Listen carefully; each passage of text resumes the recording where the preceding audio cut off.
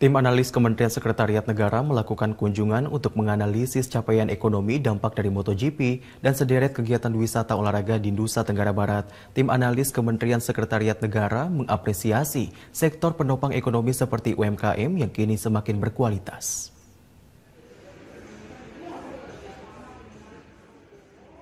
Tim analisis dari Kementerian Sekretariat Negara melakukan kunjungan ke kantor Gubernur Nusa Tenggara Barat guna mengevaluasi dampak dari terselenggaranya MotoGP terhadap pertumbuhan ekonomi di Nusa Tenggara Barat, di mana menurut data yang dihimpun, perputaran ekonomi dari perhelatan balap dunia tersebut mencapai 606,7 miliar rupiah yang dipotong dari sektor ekonomi kreatif usaha kecil menengah. Koordinator Tim Kementerian Sekretariat Negara, Tiapo Elfrida Simanung Khalid, usai kunjungannya yang ditemui langsung oleh Sekretariat Daerah Nusa Tenggara Barat dan jajaran dinas terkait pada Kamis 19 Mei, mengapresiasi suksesnya perhelatan MotoGP sebagai potensi ekonomi yang tidak hanya memberi pengaruh terhadap sektor pariwisata dan investasi, tetapi juga mendukung pertumbuhan sektor usaha baru di tengah masyarakat.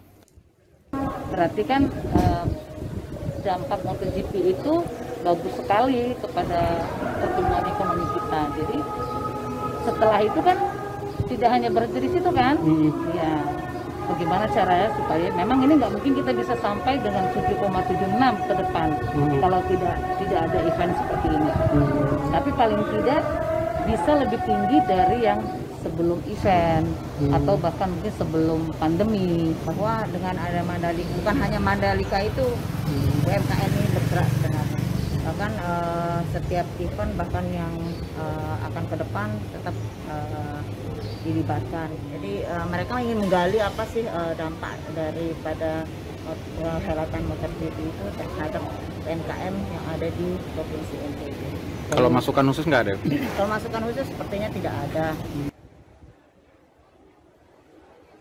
Data yang dihimpun tim analis Kementerian Sekretariat Negara juga diperkuat hasil perhitungan Badan Pusat Statistik Wilayah Nusa Tenggara Barat tentang tingginya pengaruh usaha kecil dan menengah terhadap pertumbuhan ekonomi daerah pada triwulan pertama yang mencapai 7,76%.